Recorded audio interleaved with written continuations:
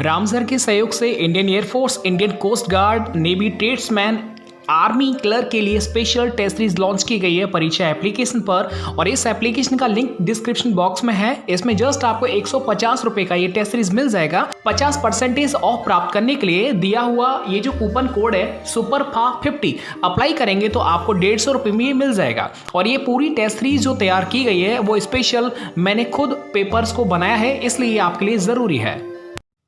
अब चलिए वीडियो को शुरू करते हैं। पूरा वीडियो एंड तक देखिएगा। बहुत अच्छे क्वेश्चंस को मैंने इसमें लिया है और कोई भी क्वेश्चन आपको स्किप नहीं करना है, ठीक है। आप जो पढ़ रहे हैं बहुत अच्छा पढ़ रहे हैं, आपका एग्जाम बहुत जल्द आने वाला है, इसलिए आप अपने रिवीजन को जो है थोड़ा रफ्तार दीजिएगा। सारे क्वेश्चंस हैं और मुझे बताना लास्ट में कि आपका कितना स्कोर किया आपने, कितने गलत कितने सही हुए थे, बस ये आपको बताना है। वीडियो को लाइक ज़रूर करें क्योंकि यार आपके लिए बहुत मेहनत से इस वीडियो को जो है वो बनाया जाता है, पेपर सेट किया जाता है।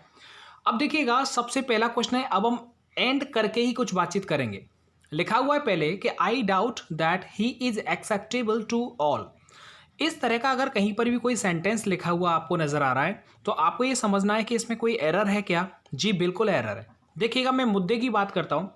कभी भी जब स्टार्टिंग में आई डाउट इस तरह से कोई चीज़ अगर आपको लिखा है, मतलब कोई डाउटफुल, सपोज करो कोई क्वेश्चन दिया गया है और जो उसका पहला वाला सेंटेंस है दैट से पहले वाला, यदि वो डाउटफुल है, ठीक है, तो ऐसे में याद रखना जो दूसरे वाला जो सेंटेंस होता है उन दोनों को जो जोड़ा जाता है वो हमेशा वेदर से जोड़ा जाता है। किससे?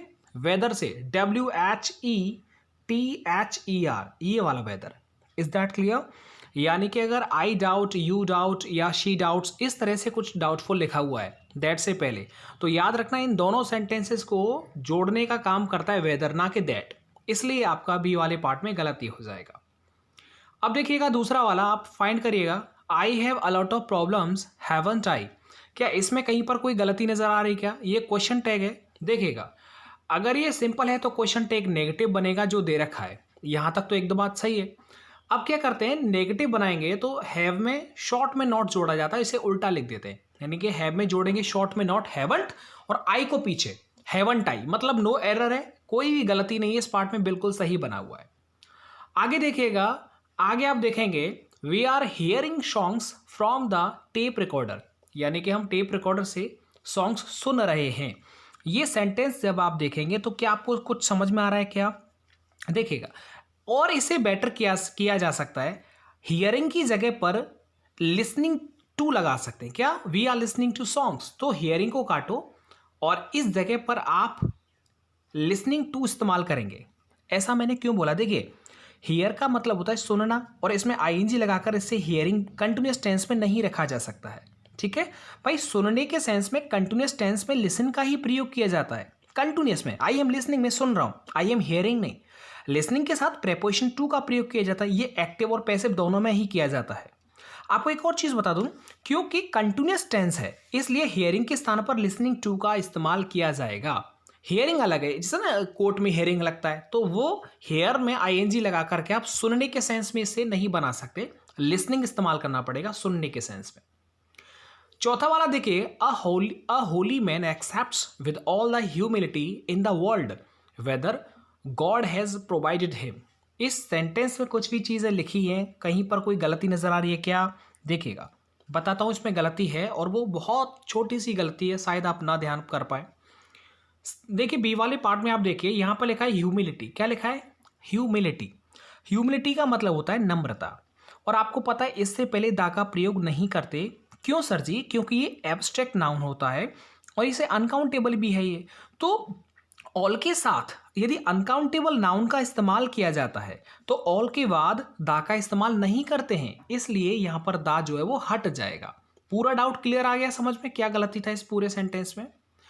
पांचवा क्वेश्चन है आपके लिए, the teacher asked him which English novel did he like the most. इसमें कहीं ना कहीं कुछ ना कुछ तो गड़बड़ है, और गड़बड़ है तो वो क्या गलती है वो बताइएगा। देखिएगा, आपको ये लिखा है द टीचर आस्क्ड हिम, ये एक सेंटेंस हो गया, बीच में कंजंक्शन लिखा हुआ है विच इंग्लिश नोवेल। कौन सा नोवेल? ये पूरा कंजंक्शन है। इसके बाद ये दूसरा सेंटेंस है, मतलब समझो ये इनडायरेक्ट बना हुआ है। तो आपको पता है कंजंक्शन के बाद इनडायरेक्ट में सब्जेक्ट आता है ना कि वर्ब, और ये पास्ट इंडेफिनिट है इसलिए इसका सिंपल बनेगा ही लाइक्ड, डिड हट जाएगा, और लाइक में डी जुड़ जाएगा तो ही लाइक्ड हो जाएगा, इसलिए आपका सी वाले पार्ट में गलती हो जाएगा। छठवां क्वेश्चन आपके सामने है और ये आप बताइए क्या गलती है। Students must give the air to what the teacher tells them. ये सेंटेंस लिखा हुआ है, इसमें कहीं कोई गलती नजर आ रही है क्या भैया जी? बताओ जल्दी से। जी बिल्कुल आ रही है समझ में। देखिएगा द ईयर टू के स्थान पर पता क्या आएगा? एन ईयर टू आएगा, क्योंकि एन ईयर टू एक फ्रेज होता है जिसका मतलब होता है ध्यान देना। क्या होता है? एन ईयर टू होता है, ना कि द ईयर टू। तो ये आप याद रखना, इस जगह पर क्या आएगा बताओ? द की जगह पर एन ईयर टू आ जाएगा, इसका मतलब पे अटेंशन होता है। द ये पूरा फ्रेजल है, इसमें तो याद ही करना पड़ता है। Students must give an ear to मतलब स्टूडेंट्स को ध्यान से क्या है जो है ध्यान देना चाहिए। वो द टीचर टेल्स देम, जो टीचर उनको बताता है। ये वाला इसमें गलती था, थोड़ा अच्छा गलती था, फाइंड करने में दिक्कत आया होगा। फ्रेजल वर्ब है, पता नहीं याद हो या ना हो। Where had you been playing since we last played together. यहाँ पर रेड वाले पार्ट में आप क्या गलती फाइंड कर सकते हैं कि इसमें मैं कौन सा इंप्रूवमेंट लगा सकते हैं। इंप्रूवमेंट लगाइएगा फिर मैं आपको बताता हूँ। देखिएगा यहाँ पर क्या है कि ये हैड यू बीन प्लेइंग की जगह पर सबसे बेस्ट ऑप्शन मुझे दिख रहा है बी वाला, यानी हैव यू बीन प्लेइंग। क्या लिख रहा है? Have you been playing. क्या आप भी इससे सहमत हैं? देखिए बताता हूँ। यहाँ पर लिखा हुआ है सिंस। क्या लिखा हुआ है बताओ? ये सिंस लिखा हुआ है ना। और सिंस में क्या होता है, ये एक रूल होता है कि यहाँ पर देखो हैव यू बीन प्लेइंग है, और जब भी कभी बीच में आपको सिंस दिखाई दे जाए तो आपको एक रूल समझ में आना चाहिए कि सिंस से पहले प्रेजेंट परफेक्ट टेंस आता है। कौन सा आता है? प्रेजेंट परफेक्ट आता है। और सिंस के बाद सिंपल जो है सिंपल पास्ट आता है, यानी पास्ट इंडेफिनिट आता है जो फॉलो कर रहा है। यानी कि सिंस से पहले प्रेजेंट परफेक्ट आएगा और सिंस के बाद पास्ट इंडेफिनिट आएगा। तो इसलिए मेरा जो है वो बी वाला पार्ट मुझे करना पड़ रहा है। आगे देखो, ये आपके लिए वन वर्ड आ गया। One who possesses many talents. ऐसा व्यक्ति बहुत प्रतिभा है उसके अंदर, बहुत उसके अंदर टैलेंट्स हैं। तो बहुत अलग अलग प्रकार के टैलेंट हैं। कहते हैं ना बहुमुखी प्रतिभा वाला कोई व्यक्ति, उससे बोलते हैं, एक वर्ड है उसके लिए वर्सेटाइल। क्या बोलते हैं? वर्सेटाइल है। ठीक है, ये इसका आंसर है। एक है इसमें डेक्सटेरियस। डेक्सटेरियस का मतलब होता है जो दक्ष हो, कुशल हो अपने काम में। गिफ्टेड है, प्रतिभावान है, गुणी बोल सकते हैं। एक्सेप्शनल है, अपवाद है, अनोखा है, इस तरह से। ठीक है, चारों मैंने आपको बताया। 31 क्वेश्चन आपके सामने है और ये लिखा है one who drives pleasure for inflicting pain on others. इसका मतलब दूसरों को चोट पहुंचाकर और आनंद उठाने वाला है। बढ़िया यार, इसके पैर टूट गया, बहुत अच्छी बात है। ऐसे व्यक्ति को बोलते हैं सैडिस्ट। क्या बोलते हैं? ऐसे व्यक्ति को सैडिस्ट, क्योंकि वो दूसरों को सैड करता है। एक इसमें रैकल्यूज, एकांतवासी, एकांत पसंद करने वाला। हेडोनिस्ट, जो सुख को प्यार करता हो, बहुत रनिंग वनिंग नहीं करना, फिजिकली मेहनत नहीं करना। मैनियक, मैनिक होता है जो शनकी होता है। आगे देखिएगा, आगे a person who rides horses in races as an occupation. बोली तो अरे वो होता ना घुड़दौड़ में जो जस्ट अपने जो उसका धंधा होता है, पैसे कमाता है, उस व्यक्ति को क्या बोलते हैं? जो घोड़े चलाता है, उसको जॉकी बोलते हैं। क्या बोलते हैं? एक नीचे इसमें दे रखा है, जॉकी बोलते हैं, JOCKEY। क्या बोलते हैं उसके? जॉकी। ठीक है, घुड़दौड़ का जो सवारी होता है। एक है इसमें इक्विस्ट्रेन। क्या है? इक्विस्ट्रेन का मतलब होता है घुड़सवार। हॉर्समैन भी घुड़सवारी होता है। हॉर्स रेसर भी क्या होता है? घुड़दौड़ कराने वाला, वो हॉर्स रेसर होता है। आगे 7वां क्वेश्चन है, बड़ा ही अच्छा क्वेश्चन ले रखा है कि in our younger years our minds are dash and soft. तो पूरा का पूरा ये जो सवाल मैं आपसे पूछ रहा हूं, ये आपको आना चाहिए कि यहां पर क्या आ सकता है। यहां पर देखिएगा, एक होता है पूरा, ये जोड़ा होता है इम्प्रेशनेबल एंड सॉफ्ट, ये आ जाएगा यहाँ पर। तो इम्प्रेशनेबल एंड सॉफ्ट, यहाँ पर जो इम्प्रेशनेबल जो है वो वर्ड एकदम सही है, मीनिंग बेस्ड है। इम्प्रेसिबल का मतलब होता है जो आसानी से प्रभावित होने वाला। एक इसमें एमनेबल, सहज रूप से स्वीकार करने वाला। ठीक है भैया, मान लिया। फ्लेक्सिबल, लचीला। और प्लाईबल भी ये क्या होता है? लचीला होता है। प्लाई लचीली होती है, वही। तो इम्प्रेसिबल एंड सॉफ्ट, यानी in our younger years our minds are कैसा था? इम्प्रेसिबल था और सॉफ्ट था। ठीक है, बचपन की जो जवान था हमारा। आगे क्वेश्चन लिखा है कि she does not dash her money. इसको क्या समझते हैं आप? इसमें क्या आ सकता है? तो देखो भाई यहाँ पर आ जाएगा शी डज नॉट, यानी कि वह नहीं करती थी, she does not care for her money, वो अपने पैसे की क्या कद्र नहीं करती थी। इसलिए देखो यहाँ पर वर्ब के इस्तेमाल पे आप केयर का इस्तेमाल करेंगे, और केयर का प्रयोग जब होता है ना वर्ब की तरह क्या होता है, तो आपको पता है उसके साथ में फॉर का इस्तेमाल किया जाता है, इसलिए यहाँ पर केयर फॉर आएगा। ठीक है, केयर फॉर आएगा।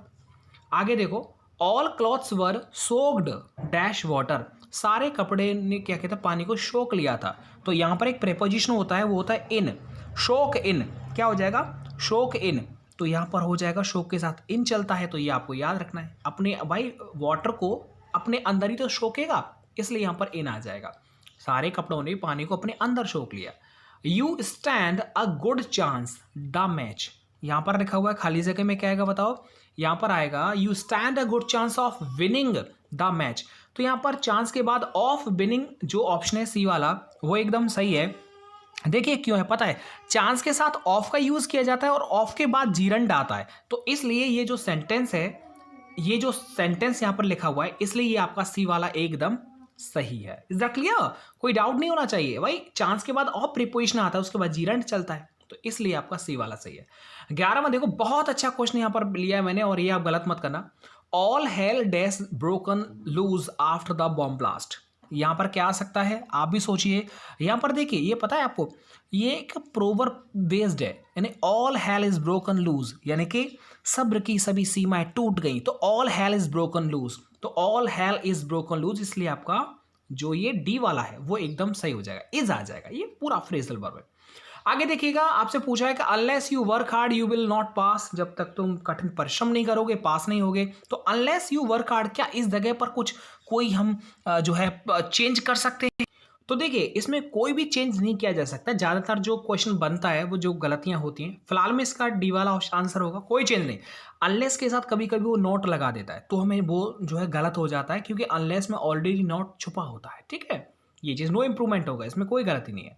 आगे देखो, the minister was removed from a की पोस्ट, कोई किसी मिनिस्टर की कोई पोस्ट थी और उससे उसको हटा दिया गया, पद से विमुक्त कर दिया गया। तो इन चारों में से पद से विमुक्त को पता है क्या बोलते हैं, उसे आउस्ट बोलते हैं। क्या बोलते हैं? आउस्ट बोलते हैं। एकदम फिक्स वर्ड होता है, किसी का अधिकार छीन लेना या किसी को पद से निकालने के लिए है ना, उसे जो है उस पद से हटा देना, आउस्ट कर देना। OUST, आउट नहीं, आउस्ट। तो इसलिए आपका जो सी वाला पार्ट है वो एकदम सही हो जाएगा। रिमूव्ड की जगह आउस्ट होना चाहिए, क्योंकि रिमूव एक अलग चीज़ होती है।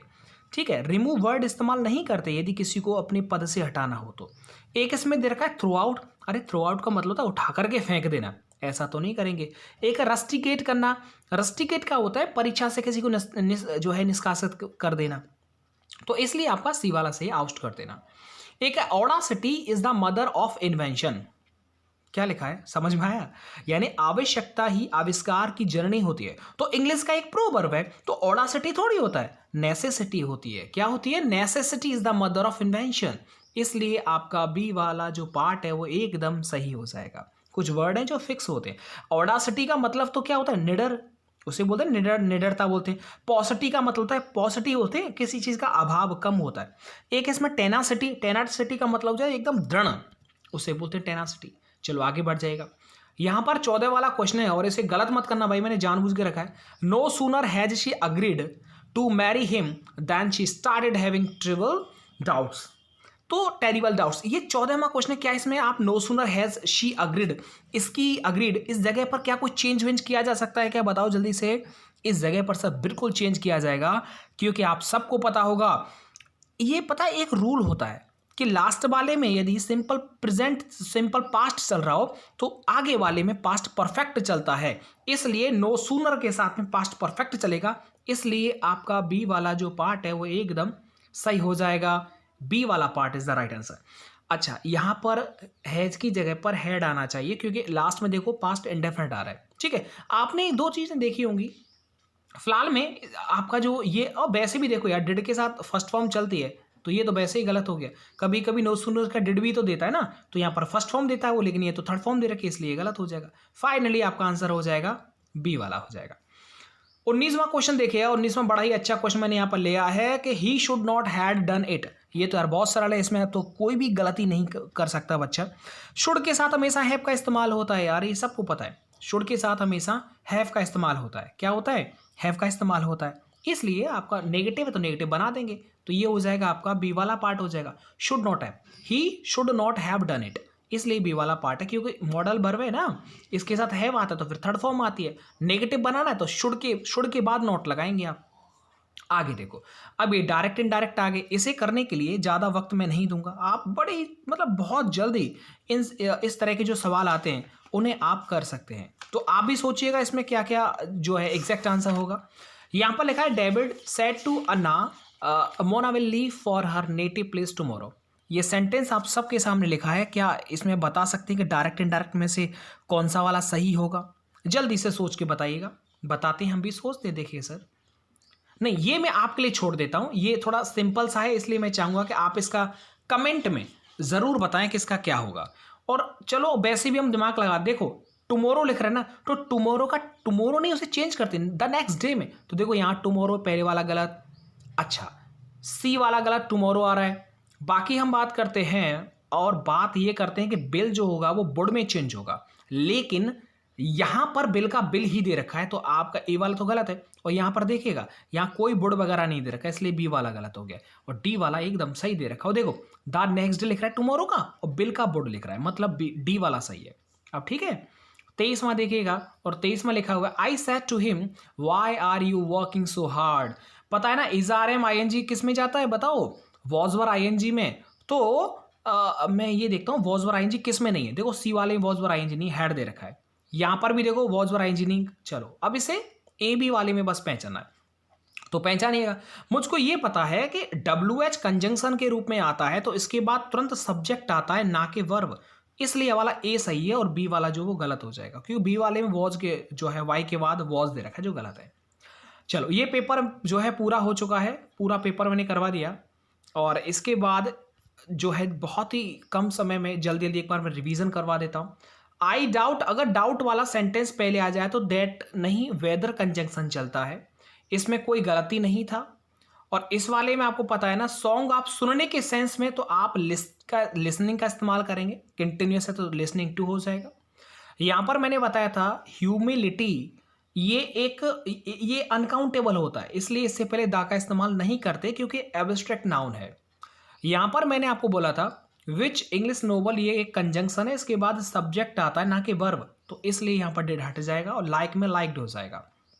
यहां पर मैंने आपको ये बताया था द एयर टू नहीं होता, एन एयर टू होता है, पूरा फ्रेज है, याद करना था।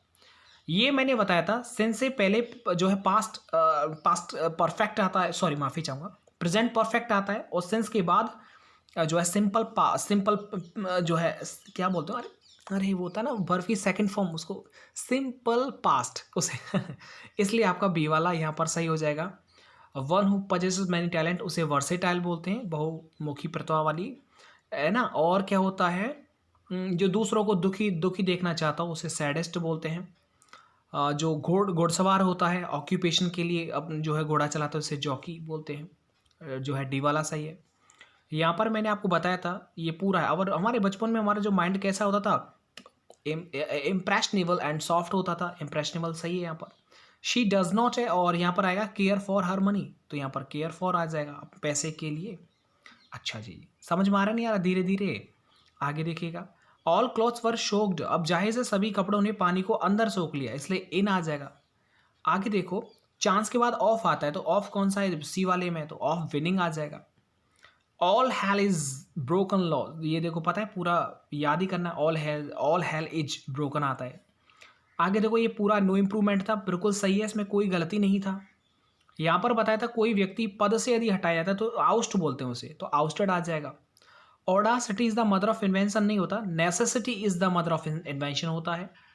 नो सूनर वाले मैंने बताया था कि यहाँ पर जो है नो सूनर वाले में क्या होता है, पहले वाला जो होता है वो पास्ट परफेक्ट में आता है, लास्ट वाला सिंपल पास्ट में आता है, इसलिए यहाँ पर हैज की जगह पर हैड होना चाहिए, और हैड दे रखा है आपका बी वाले पार्ट में, ठीक है।